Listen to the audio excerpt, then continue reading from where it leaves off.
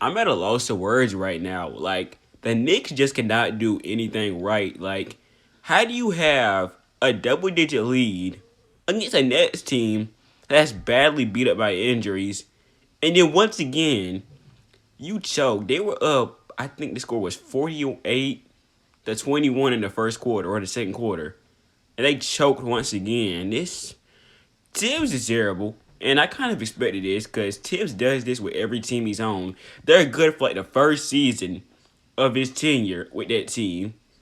And then the second season, he decides, you know what? I'm so confident that we're going to be good.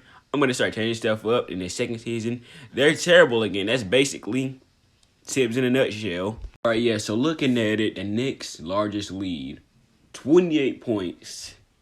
And they somehow managed to blow that. It's terrible. It's terrible. And Cam Thomas had 16 points in the fourth quarter. I think in a few more seasons, Cam Thomas can become a quality starter for the Knicks. I don't know if immediately he can do that, but I think soon he will.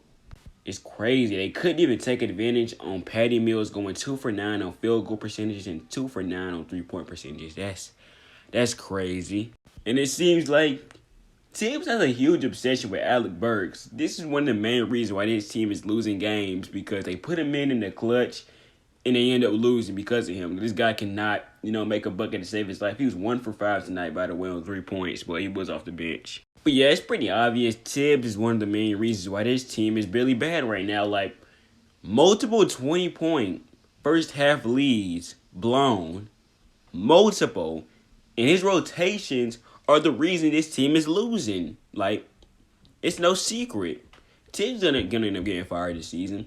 I wouldn't be surprised they keep him, but he's gonna probably end up getting fired in my opinion. Like, the Knicks are just gonna keep going through this until they find a coach that's gonna fix this team. 1 and done or 2 and done head coaches. One of the main blunders he did was taking Emmanuel Quickly, who did pretty good tonight, and put Alec Burks in. See, Tibbs is screwing this team over. He's got to go soon.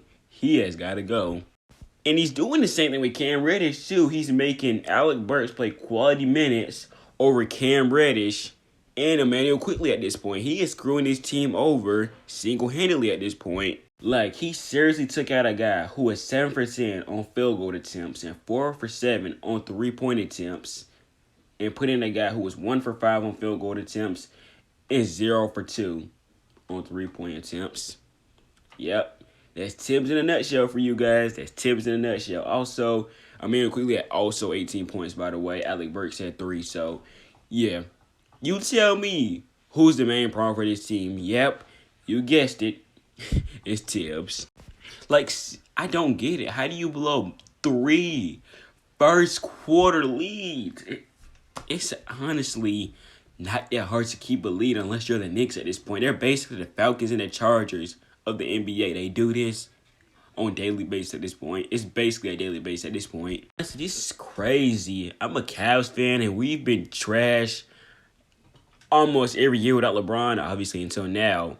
But I'll probably take that before being a Knicks fan who's been through so much pain from getting, babied by Trae Young and him becoming the hatest player in New York to having expectations this year finally and them living up to basically nothing. I seriously gotta know, what's the obsession with a guy who shot under 30% in his last 2 games? Well, 3 games now, actually. What's the obsession? This guy's not Kobe. He's not Curry. He's not Dame. He's not any guy who you're going to put in the clutch and expect to, close them out. He's just not going to do that. And it makes it even worse when you take Quickly, who was hot tonight. That's what makes the whole thing even worse. Honestly, the Knicks, I feel bad you have Tibbs as the head coach, honestly. I hope you get freed for him soon, but I honestly can't be a guy who has, too much sympathy for Knicks fans. I remember when Ricky Rubio dropped 37 on his team, I was told by a bunch of Knicks fans we were terrible. We were going to be a lottery team. But yeah, I've been going for 5 minutes roasting the Knicks. If you haven't yet, go ahead and like this video, comment, subscribe. Oh, and go ahead and follow me on Twitter because I'll be having some W basketball takes. So you might want to see them. So go ahead and do that. Follow me on Instagram and Twitter. I'm going to write the video up here. Thanks for watching. See you guys in the next video. Cheer up, Knicks.